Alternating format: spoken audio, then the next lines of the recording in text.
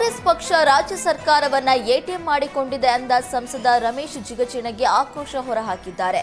ರಾಜ್ಯ ಸರ್ಕಾರದ ಡೆಬಿಟ್ ಅಕೌಂಟ್ನಲ್ಲಿ ಹಣವೇ ಇಲ್ಲ. ರಾಜ್ಯದಲ್ಲಿ ಒಂದೇ ಒಂದು ಅಭಿವೃದ್ಧಿ ಕಾಮಗಾರಿಗಳು ನಡೆಯುತ್ತಿಲ್ಲ. ಗ್ಯಾರಂಟಿಯಿಂದ ಮೋಸವಾಗಿದೆ ಅಂತ ಸ್ವತಃ ಮಹಿಳೆಯರೇ ಆಕ್ರೋಶ ಹೊರಹಾಕ್ತಿದ್ದಾರೆ. ಕಳೆದ 2 ವರ್ಷಗಳಿಂದ ರಾಜ್ಯದಲ್ಲಿ ಅಭಿವೃದ್ಧಿ ಶೂನ್ಯವಾಗಿದೆ ಅಂತ ಜಿಗಜಿಣಗಿ ಕಿಡಿಕಾರಿದ್ರು. ಇನ್ನು ಸಿದ್ದರಾಮಯ್ಯ ಪರ ಬ್ಯಾಟಿಂಗ್ ನಡೆಸಿದ ಜಿಗಜಿಣಗಿ, ಸಿದ್ದರಾಮಯ್ಯ ಒಳ್ಳೆ ಮನುಷ್ಯ, ಆದರೆ ಕಾಂಗ್ರೆಸ್ನವರೊಟ್ಟಿಗೆ ಸೇರಿ ಹಾಳಾಗಿದ್ದಾರೆ ಅಂತ ಕಿಡಿಕಾರಿದ್ರು.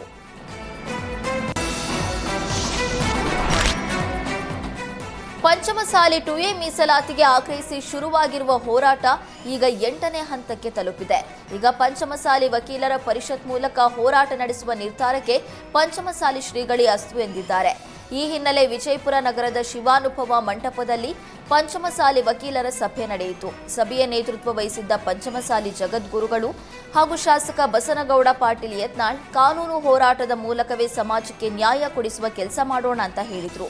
ಇನ್ನು ಈ ಸಭೆಗೆ ನೆರೆಯ ಬೆಳಗಾವಿ, ಬಾಗಲಕೋಟೆ, ಕಲಬುರಗಿ ಜಿಲ್ಲೆಗಳಿಂದ ಆಗಮಿಸಿದ್ದ ನೂರಾರು ಪಂಚಮಸಾಲಿ ವಕೀಲರು ಭಾಗವಹಿಸಿದ್ರು.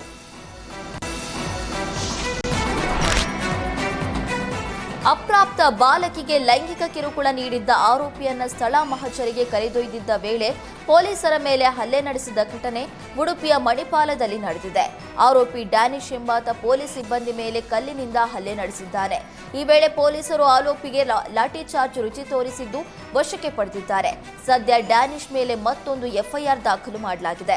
ಇನ್ನು ಘಟನೆಯಲ್ಲಿ ಗಾಯಗೊಂಡ ಪೊಲೀಸ್ ಸಿಬ್ಬಂದಿ ರಿತೇಶ್ರನ್ನ ಉಡುಪಿ ಜಿಲ್ಲಾಸ್ಪತ್ರೆಗೆ ದಾಖಲು ಮಾಡಿ ಚಿಕಿತ್ಸೆ ನೀಡಲಾಗುತ್ತಿದೆ. ಆಸ್ಪತ್ರೆಗೆ ಪೊಲೀಸ್ ವರಿಷ್ಠಾಧಿಕಾರಿ ಹರಿರಾಮ್ ಶಂಕರ್ ಭೇಟಿ ನೀಡಿ ರಿತೇಶ್ ಆರೋಗ್ಯ ವಿಚಾರಿಸಿದ್ದಾರೆ. ಇನ್ನು ಉತ್ತರ ಪ್ರದೇಶ ಮೂಲದ ಡ್ಯಾನಿಶ್ ಜೊತೆ 3 ಮಹಿಳೆಯರನ್ನ ಬಂಧಿಸಲಾಗಿದೆ. ವೈಯಕ್ತಿಕ ದ್ವೇಷದಿಂದ ಅಬೀದಾ ಎಂಬ ಮಹಿಳೆ ತನ್ನ ಪರಿಚಯಿಸಿದ ಕುಟುಂಬದ ಮಗುವಿನ ಮೇಲೆ ಲೈಂಗಿಕ ದೌರ್ಜನ್ಯ ನಡೆಸುವಂತೆ ಡ್ಯಾನಿಶ್ಗೆ ಪ್ರೇರಣೆ ನೀಡಿದ್ಲಂತೆ. ಆರೋಪಿಗಳನ್ನು ಜುಲೈ 11ರಂದು ಬಂಧಿಸಲಾಗಿತ್ತು.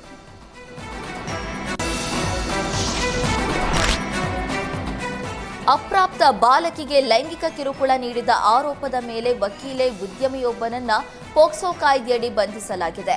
ಕಿನ್ನಗೋಳಿಯ ಪಿಂಟೋ ಗಾರ್ಡನ್ ಮಾಲೀಕ ರೋಕಿ ಪಿಂಟೋನನ್ನ ಪೊಲೀಸರು ಬಂಧನ ಮಾಡಿದ್ದಾರೆ.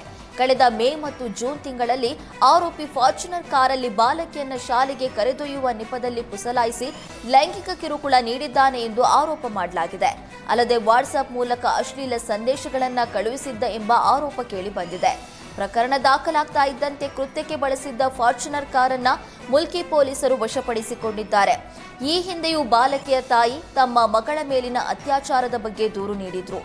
ಆಗ ಮುಲ್ಕಿ ಪೊಲೀಸರು ಆರೋಪಿಗಳಾದ 5 ಬಾಲಕರನ್ನ ದೌರ್ಜನ್ಯ ಪ್ರಕರಣದಲ್ಲಿ ಬಂಧಿಸಿದ್ರು ಎನ್ನಲಾಗಿದೆ.